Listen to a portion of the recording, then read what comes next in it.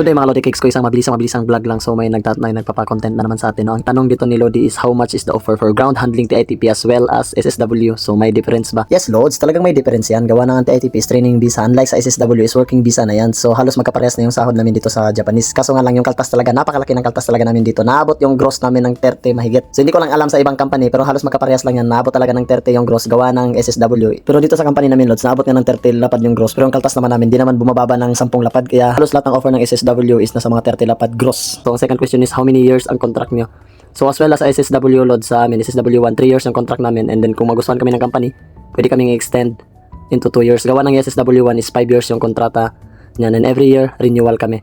And then ang next question na is may shared household po ba or rent kanya-kanya? So yung rent naman dito is kanya-kanya, pero may shared yung company namin sa apartment namin. So balik kalahati lang yung binabayaran namin, ang kalahati is sa company. And then sagot na namin yung tubig, kuryente at saka gas. Gawa ng tatlo yung babayaran mo dito sa Japan. Even yung wifi, sagot mo na yan. Ang last question niya is any tips if ipupursue ang ground handling like need, magsanay, buhat, workout, gym?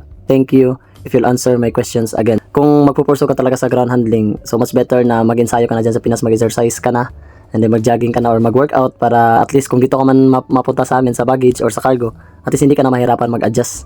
So kailangan naman mo talagang magpaghandaan talaga ang Japan kasi hindi basta-basta yung trabaho dito. Kasi yung mga Japanese Loads talagang workaholic kasi talaga sila. Kaya kung gusto mo talagang mag-Japan, kailangan mo talagang paghandaan yung katawan mo para hindi ka mabigla dito sa trabaho.